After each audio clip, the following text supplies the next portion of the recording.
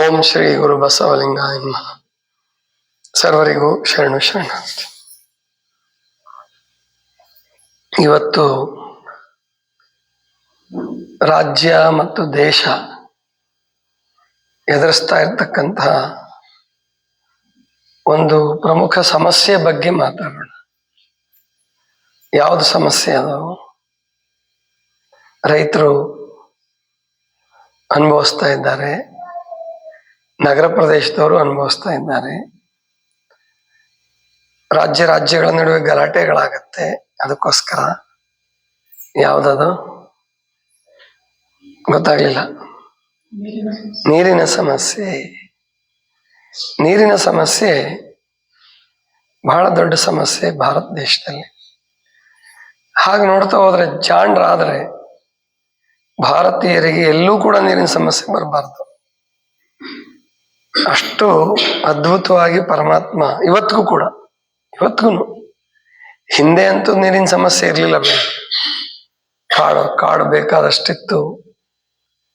ಎಲ್ಲೆಲ್ಲಿ ನೋಡಿದ್ರು ನದಿಗಳು, ಕೆರೆಗಳು, ಬಾವಿಗಳು, ಕಟ್ಟೆಗಳು, ಹಳ್ಳಗಳು, ಜರಿಗಳು. ರಾಜಸ್ಥಾನದಲ್ಲೂ ಕೂಡ, ಅಂದ್ರೆ ಮರುಭೂಮಿ.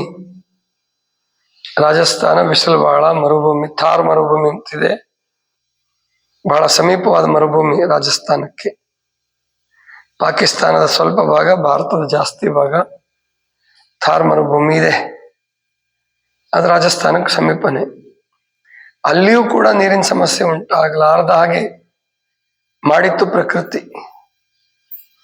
ಎಷ್ಟು ಮಟ್ಟಿಗೆ ಅಂದ್ರೆ ಮನುಷ್ಯ ಮೈ ಮರೆತು ಬಿಟ್ಟ ನೀರಿನ ವಿಷಯದಲ್ಲಿ. ಆದ್ರೆ ಇಲ್ಲ, ನಮ್ಮ ಹಿರಿಯರು ಮೈ ಮರ್ತಿರ್ಲಿಲ್ಲ ಅಂತ ಕಾಣುತ್ತೆ. ಯಾಕಂದ್ರೆ ಗುಜರಾತ್ನಲ್ಲಿ ಭೂಕಂಪ ಆದಾಗ, ಕಚ್ ಭಾಗದಲ್ಲಿ ಭೂಕಂಪ ಆದಾಗ ಅವಶೇಷಗಳ ಕೆಳಗೆ ಟ್ಯಾಂಕ್ಗಳು ಸಿಕ್ಕು.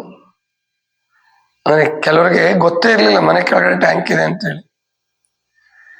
ಯಾವಾಗಲೂ ಆ ನೀರು ಉಪಯೋಗಿಸೋದು ಬಿಟ್ಬಿಟ್ಟಿದ್ರು. ಅಲ್ಲಿ ನೀರಿತ್ತು ಆ ಟ್ಯಾಂಕಲ್ಲಿ. ಅದು ಹೇಗಿತ್ತಪ್ಪ ಅಂತಂದ್ರೆ ಇನ್ನು ಕುಡಿಲಿಕ್ಕೆ ಯೋಗ್ಯ ಇತ್ತು. 100 ವರ್ಷದ ಹಿಂದಿನ ನೀರು. ಅಷ್ಟರ ಮಟ್ಟಿಗೆ ಮಳೆ ನೀರಿನ ಸಂಗ್ರಹ ಮಾಡಿದ್ರು ಗುಜರಾತ್ ಅಲ್ಲಿ ಮಾತ್ರ ಕೇಳಿದ್ದೆ ನಾನು. ಈಗ ನಾವು ಪ್ರತ್ಯಕ್ಷ ಕಾಣ್ತಾ ಇದ್ದೀವಿ, ನೋಡ್ತಾ ಇದ್ದೀವಿ, ಅನುಭವಿಸ್ತಾ ಇದ್ದೀವಿ. ಏನಂದ್ರೆ ಈ ಸಾರಿ ಮಳೆ ಕಡಿಮೆ ಆಯ್ತಲ್ಲ. ಹೋದ್ ಸಾರಿ ಆದ 4ನೇ ಭಾಗನೂ ಈ ಸಾರಿ ಮಳೆ ಆಗಿಲ್ಲ ನಮ್ಮ ಕಡೆ ಅಲ್ವಾ? ಧಾರವಾಡ ಜಿಲ್ಲೆನಲ್ಲಿ ಹೋದ್ ಸಾರಿ ಆದ 4ನೇ ಭಾಗನೂ ಆಗಿಲ್ಲ. ಅಷ್ಟು ಕಡಿಮೆ ಮಳೆ. ಅಂತಹದ್ರಲ್ಲೂ ಕೂಡ ನಮ್ಮ ಟ್ಯಾಂಕ್ ಅಂದ್ರೆ 65,000 ಲೀಟರ್ದು ಕುಡಿಯೋ ನೀರಿನ ಸಂಗ್ರಹದ ಟ್ಯಾಂಕ್ ತುಂಬಿದೆ. ಇವತ್ತು ಅಂದ್ರೆ ಮೇ ತಿಂಗಳವರೆಗೆ ನಮಗೆ ಕುಡಿಲಿಕ್ಕೆ ಮತ್ತು ಅಡಿಗೆಗೆ ತೊಂದರೆ ಇಲ್ಲ. ಇನ್ನು ಬೋರ್ವೆಲ್ಗಳು ಬತ್ತಿಲ್ಲ. ನಮ್ದು ಬೋರ್ವೆಲ್ಗಳು ಉಪಯೋಗಿಸ್ತಾ ಇದ್ದೀವಿ. ಬೋರ್ವೆಲ್ಗಳು ಕೂಡ ನಮಗೆ ಬತ್ತಿಲ್ಲ. ಇನ್ನು ಇಲ್ಲಿ ನೀವೆಲ್ಲ ಗಮನಿಸಿದ್ರೆ, ನೀವು ಗಮನಿಸಿ, ಮಂಜುನಾಥ್ ಅವರು, ವಿನಾಯಕ್ ಅವರು, ಗುರುನಾಥ್ ಎಲ್ಲ ಗಮನಿಸಿದ್ರೆ, ಈ ಕಡೆ 3 ಶೆಡ್ ಇದಾವಲ್ಲ. ಒಂದು ಕಾರ್ ಶೆಡ್ಡು, ಇನ್ನೊಂದು ಆಕಳ ಶೆಡ್ಡು, ಮತ್ತೊಂದು ದಾಸೋಹ ಭವನ ಅಥವಾ ವಿಭೂತಿ ಶೆಡ್. ಅದು ಅಷ್ಟು ಸೇರಿದ್ರೆ ಸುಮಾರು 7,000 ರಿಂದ 7,500 ಸ್ಕ್ವೇರ್ ಫೀಟ್ ಆಗುತ್ತೆ. 7,500 ಸ್ಕ್ವೇರ್ ಫೀಟ್. ಅದ್ರ ಮೇಲೆ ಬಿದ್ದಂತ ನೀರೆಲ್ಲವೂ ಕೂಡ ಹಿಂಗತ್ತೆ ಭೂಮಿ ಒಳಗಡೆ.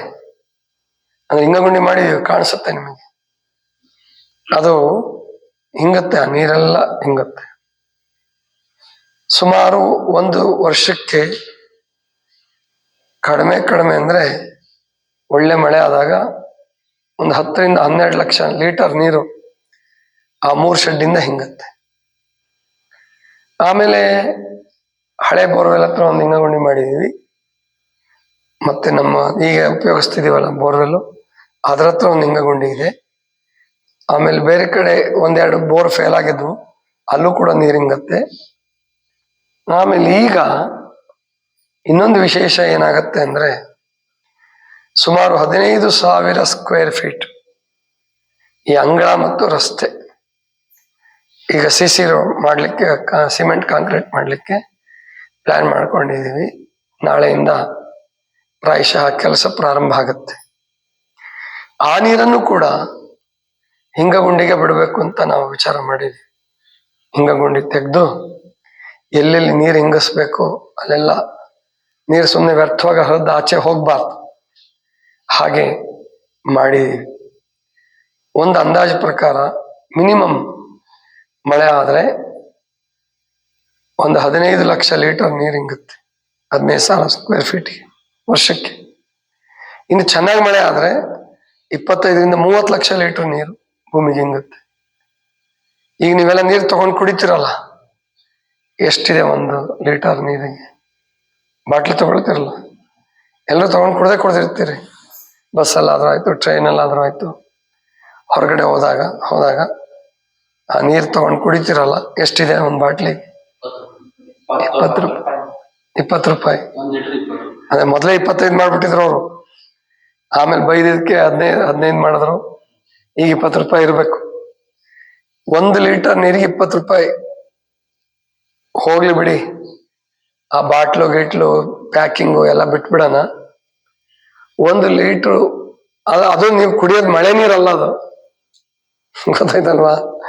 ಯಾರು ಕೂಡ ಮಳೆ ನೀರನ್ನು ಪ್ಯಾಕ್ ಮಾಡಿ ಕೊಡ್ತಾರ? ಕೊಡಲ್ಲ.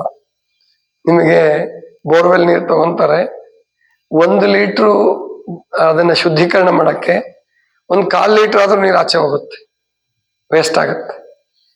ಹಾಗೆ 1000 ಲೀಟರ್ ವೇಸ್ಟ್ ಮಾಡಿ ಅದನ್ನ ಸುಮ್ಮನೆ ಗಟಾರಕ್ಕೆ ಹರಿಯಕ್ಕೆ ಬಿಟ್ಟು ಶುದ್ಧ ನೀರು, ಫಿಲ್ಟರ್ ನೀರು ಅಂತ ಮಾಡಿ ಅದನ್ನ ಬಾಟ್ಲೈಸ್ ಮಾಡಿ ಅದನ್ನ ಪ್ಯಾಕ್ ಮಾಡಿ ನಿಮಗೆ ಕೊಡ್ತಾರೆ. 20 ರೂಪಾಯಿ ತಗೊಳ್ತಾರೆ. ನಾವು ಇಲ್ಲಿ ಈಗ ರಸ್ತೆ ಮಾಡೋದು ಮುಂದಿನ ಮಳೆಗಾಲಕ್ಕೆ ಅದು ಹಿಂಗತ್ತೆ. 15 ಲಕ್ಷನೇ ಹಿಡಿಯೋಣ, ಇಲ್ಲಿ ಒಂದು 10 ಲಕ್ಷ ಹಿಡಿಯೋಣ. 25 ಲಕ್ಷ ಲೀಟರ್ ನೀರು. ಆ ಲೀಟ್ರಿಗೆ ಎಷ್ಟು ಬೆಲೆ ಕಟ್ತೀರಾ ಮಳೆ ನೀರಿಗೆ? 1 ಲೀಟ್ರಿಗೆ ಮಳೆ ನೀರಿಗೆ ಎಷ್ಟು ಬೆಲೆ ಕಟ್ತೀರಾ? ಬೆಲೆ ಕಟ್ಟಕ್ಕಾಗಲ್ಲ ಅಲ್ವಾ? ಕೊನೆ ಪಕ್ಷ ಒಂದು 5 ರೂಪಾಯಿ ಆದ್ರೂ ಬೇಡವಾ? 5 ರೂಪಾಯಿ ಆದ್ರೂ ಕಟ್ಟೋಲ್ವಾ? ಎಲ್ಲದು ತೆಗೆದು ಏನು ಬೇಡಪ್ಪ, ಆಕಾಶದಿಂದ ಮಳೆ ಬರ್ತದೆ, 5 ರೂಪಾಯಿ ಲೀಟ್ರಿಗೆ ಹಿಡಿದ್ರು 25 ಲಕ್ಷ ಲೀಟ್ರಿಗೆ ಎಷ್ಟಾಯ್ತು?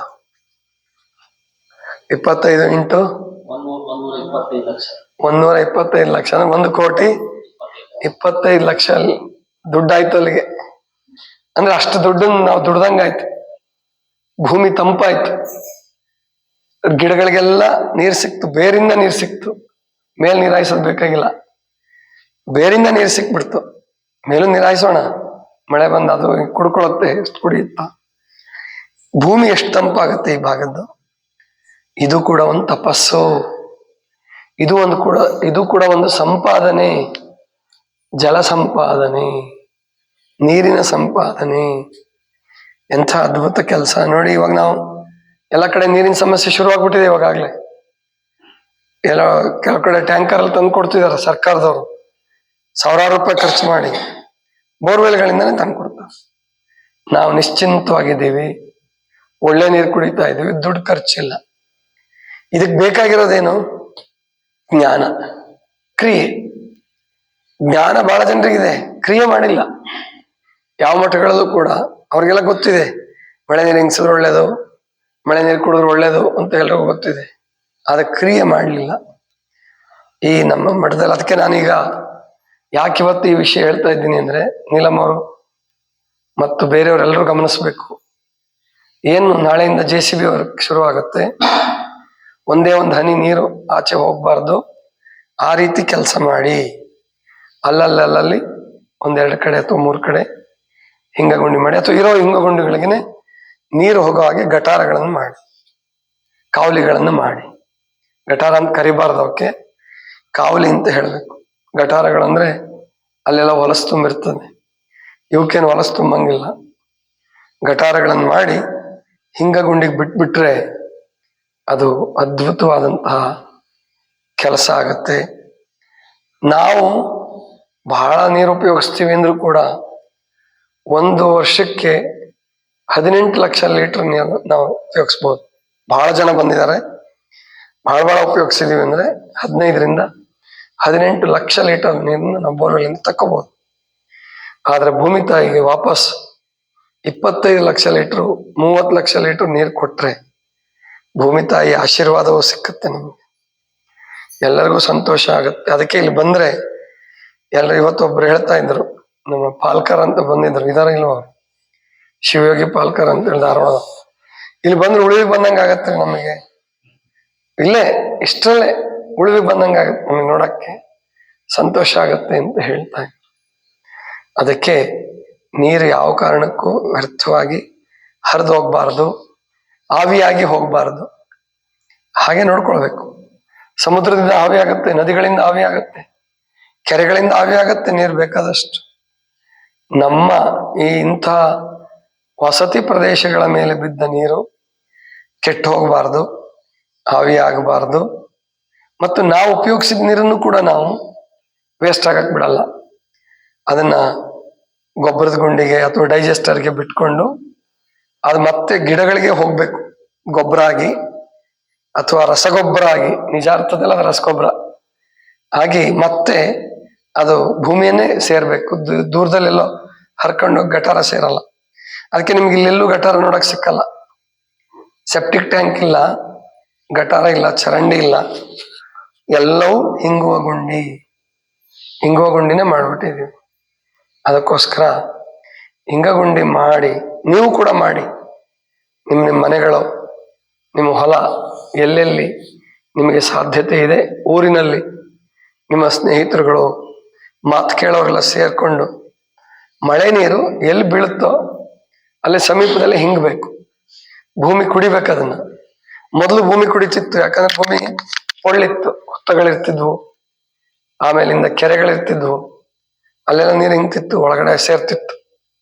ಆದ್ರೆ ಇವಾಗ ಅವೆಲ್ಲ ಹೋಗಿ ಸಿಮೆಂಟ್ ಕಾಂಕ್ರೀಟ್ ಆಗಿದೆ, ಸಿಮೆಂಟ್ ಕಾಡಾಗಿದೆ, ಕಾಂಕ್ರೀಟ್ ಕಾಡಾಗಿದೆ. ನಾವು ಅನಿವಾರ್ಯ ಮಾಡ್ಲೇಬೇಕು ಇವಾಗ, ಇಲ್ಲಾಂದ್ರೆ ಧೂಳಾಗತ್ತೆ, ಮಠ ಅಷ್ಟು ಚೆನ್ನಾಗಿರಲ್ಲ ಅಂತ ಹೇಳಿ ಭಕ್ತರೆಲ್ಲ ಮನಸ್ಸು ಮಾಡಿದ್ದಾರೆ. ಸರಿ, ಆ ನೀರನ್ನ ಹಿಂಗೋ ಹಾಗೆ ಮಾಡಿಬಿಟ್ರೆ ಅದು ಪ್ರಯೋಜನ ಆಗತ್ತೆ. ಆ ನಿಟ್ಟಿನಲ್ಲಿ ನೀವು ಏನು ಸೇವೆ ನಿಮಗೆ ಸಾಧ್ಯ ಆಗುತ್ತೋ, ಹಣದ ರೂಪದಲ್ಲಿರ್ಬೋದು, ಶ್ರಮದ ರೂಪದಲ್ಲಿರ್ಬೋದು, ವಸ್ತುಗಳ ರೂಪದಲ್ಲಿರ್ಬೋದು, ಸುಮಾರು 1000ದಿಂದ 1100 ಚೀಲ ಸಿಮೆಂಟ್ ಬೇಕಾಗುತ್ತೆ. ಅದು 18 ಲೋಡು ಉಸ್ಕ್ ಬೇಕಾಗುತ್ತೆ. 11 ಲೋಡು ಅಂದ್ರೆ ದೊಡ್ಡ ಲೋಡ್, ಟಿಪ್ಪರ್ ಲೋಡು, ಅದರದ್ದು ಕಡಿಬೇಕಾಗ್ತದೆ.